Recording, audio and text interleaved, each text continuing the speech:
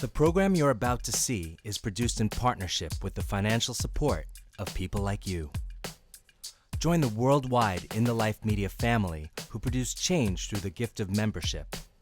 Click on Donate Now at itlmedia.org or text MEMBER to 69866 today.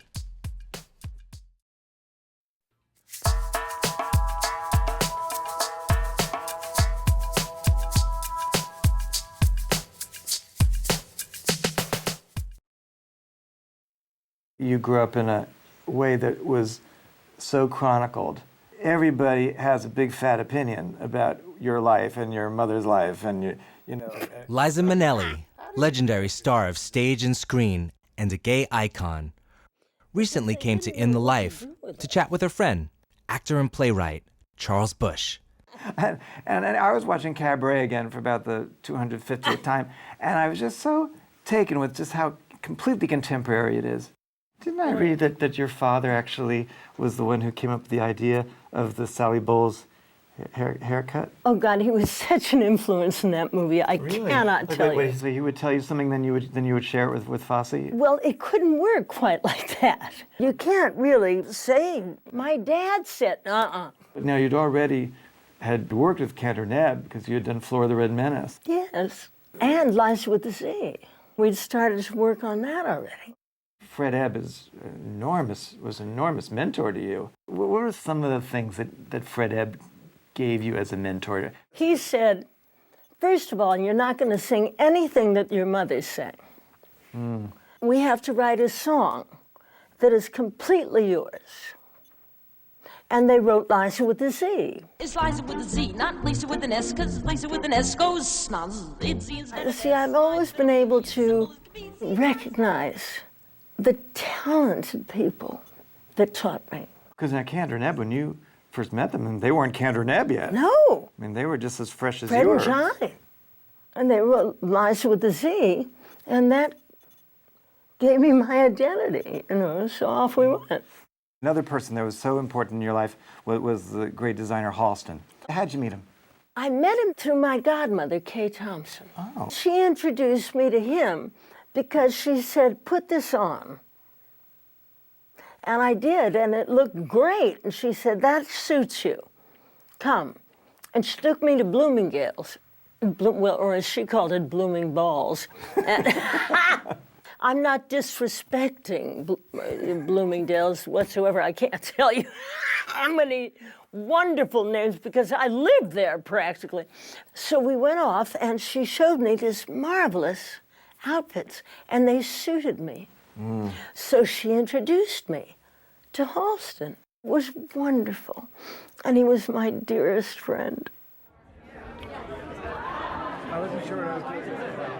2 weeks before their conversation, Charles had presented Liza with PFLAG's Straight for Equality and Entertainment Award. And Liza presented the audience with a song. I never kissed a man before. Now isn't that a shame? I never kissed a man before I knew his name.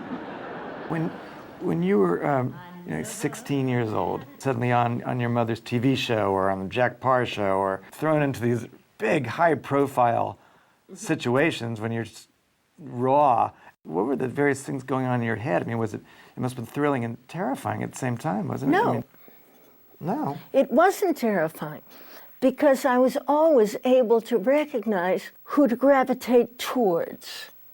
And that was the talented people. I was always able to know who to go to learn. And it was an adventure. Where did you get that kind of drive from the beginning just to, at 16 years old, come to New York on your own? And I mean, what were you thinking? It's hard sometimes to go back and remember what our thought processes were when we were younger, but can you try to recreate a little bit of that? Watching. I loved to watch. I loved the thought process. I loved, journeying through MGM. I had a bike they gave me, and I was all over that studio. It was like my playground. So you were on the set of Brigadoon and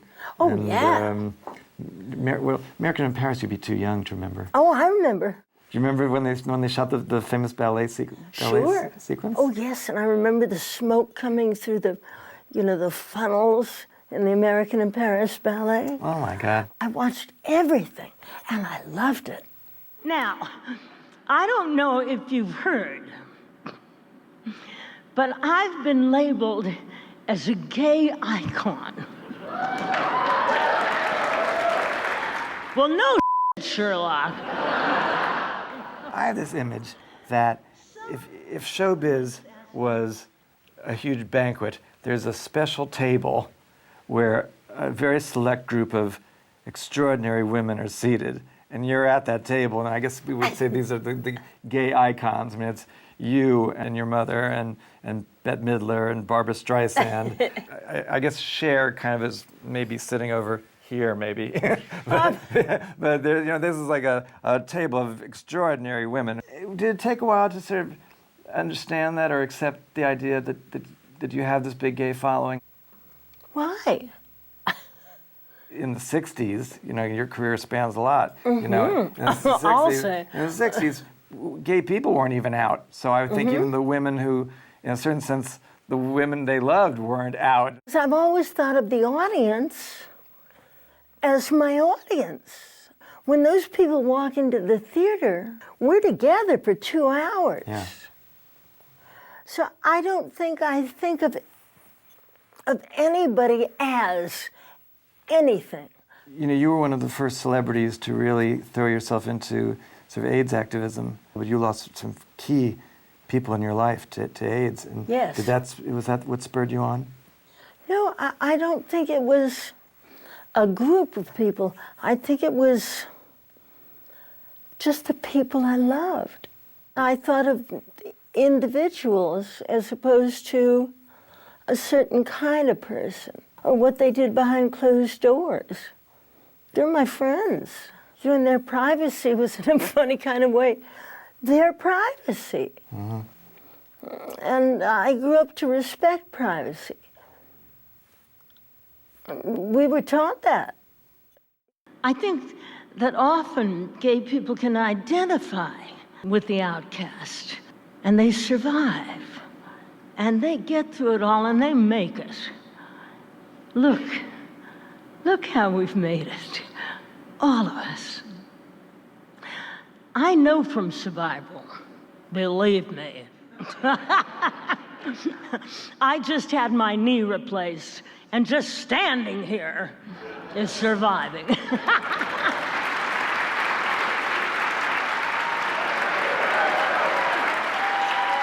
I love you.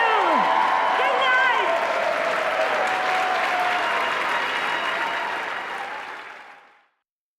night. We hope watching In the Life has added to your life.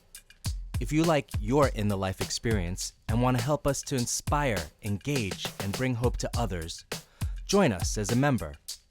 Click on Donate Now at itlmedia.org or text MEMBER to 69866 and help bring independent media to more than 500 million people worldwide.